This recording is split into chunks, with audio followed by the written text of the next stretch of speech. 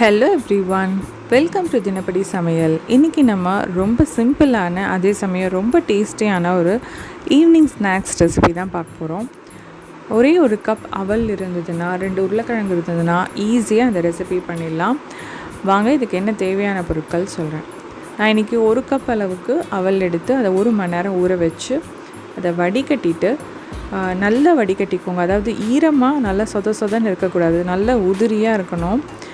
அந்த மாதிரி நல்லா வடிகட்டி எடுத்து வச்சுக்கோங்க. ஏன்னா ரொம்ப ஈரமாக இருந்ததுன்னா எண்ணெய் நிறையா குடிக்கும், அதனால் அதை எடுத்து வச்சுக்கோங்க. அப்புறம் கடலை பருப்பு 2 டேபிள் ஸ்பூன் அளவுக்கு எடுத்து அதை நல்லா 1 மணி நேரம் ஊற வச்சு வடிகட்டி அதையும் எடுத்து வச்சுக்கோங்க.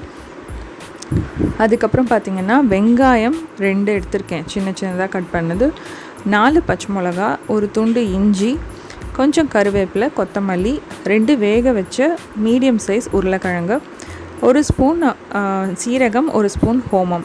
இது எல்லாத்தையும் தான் தேவையான பொருட்கள். இப்போ வாங்க இது என்ன பண்ணுறது பார்க்கலாம். முதல்ல ஒரு மிக்ஸி ஜாரில் என்னென்ன அரைச்சிக்கலாம் அப்படின்னா, 1 துண்டு இஞ்சி வச்சுருந்தோம்ல அதுக்கப்புறம் ஒரு 4-5 பச்சை மிளகா இதெல்லாம் போட்டுக்கோங்க. கூடவே நம்ம கடலை பருப்பு ஊற வச்சுருந்தோம் இல்லையா, அதையும் முதல்ல அரைச்சிக்கலாம். ஸோ இதை மட்டும்தான் முதல்ல நம்ம அரைக்க போகிறோம். ஏன்னா அவல் சீக்கிரமாக அரைப்பட்டுரும் இல்லையா. ஸோ கடலைப்பருப்பு, இஞ்சி, பச்சை மிளகா மட்டும் முதல்ல அரைச்சிக்கலாம். இதை நம்ம கொரப்பாக கூட அரைச்சிக்கலாம். அதுக்கப்புறமா நம்ம அவல் போட்டுட்டு நல்லா விழுதாக அரைச்சிக்க போகிறோம். ஸோ இதுக்கு தண்ணிலாம் எதுவும் ஊற்றணும்னு இல்லை, தேவையான அளவு உப்பு போட்டுக்கோங்க. தண்ணி எவ்வளோ ஊற்றணும்னு பார்த்திங்கன்னா, ஒரு 2 டேபிள் ஸ்பூன் அளவுக்கு தேவைப்படும். அது எப்படிங்கிறத நீங்கள் பார்த்துக்கோங்க. அதாவது இந்த மாதிரி அரைச்சி முடிச்சுட்டு இந்த மாதிரி பிசைஞ்சு ஒரு பிடி எடுத்து பாருங்கள். அது நல்லா உங்களுக்கு உருட்டை வரணும். அந்த மாதிரி இருந்ததுன்னா ஓகே. அப்படி உருட்டை வரலைன்னா 2 டேபிள் ஸ்பூன் அளவுக்கு மட்டும் தண்ணி ஊற்றிக்கோங்க. ஊற்றிட்டு இந்த மாதிரி எடுத்துக்கோங்க. இதில் நம்ம மசிச்ச உருளைக்கிழங்கு, வெங்காயம்லாம் இப்போ போட போகிறோம். ஸோ வெங்காயம் நான் இன்றைக்கி 2 வெங்காயம் எடுத்துட்டேன். நல்லா பொடியாக கட் பண்ணிக்கோங்க. வெங்காயத்தில் கொஞ்சம் ஈரப்பதம் இருக்கும் இல்லையா, ஸோ அதனால் ரொம்ப தண்ணி ஊற்றிடாமல் பார்த்துக்கோங்க. அதுக்கப்புறம் நல்லா வேக வச்சு மசிச்சு உருளைக்கிழங்கு, அதுக்கப்புறம் கொத்தமல்லியை நல்லா சின்னதாக கட் பண்ணி போட்டுக்கோங்க.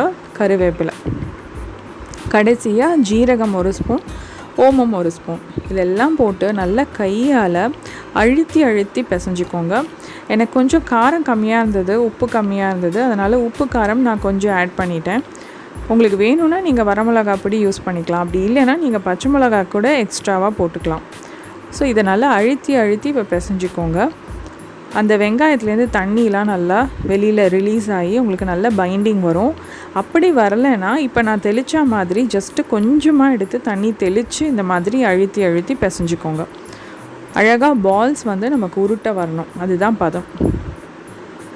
இப்போ பாருங்கள், இந்த மாதிரி நம்ம பால்ஸ் எல்லாம் ஒரு தட்டில் ரெடி பண்ணி வச்சிடலாம். அதுக்கப்புறமா நல்ல மீடியமான ஃப்ளேமில் எண்ணெயை சூடு பண்ணிவிட்டு ஒரு பேட்சாக நம்ம பொரிச்சு எடுக்க வேண்டியதான்.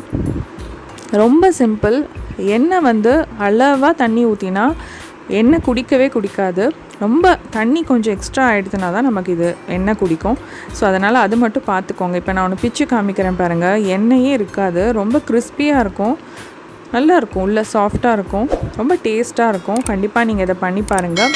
இந்த ரெசிபி பிடிச்சிருந்ததுன்னா தினப்படி சமையல் சேனலை சப்ஸ்கிரைப் பண்ண மறந்துடாதீங்க.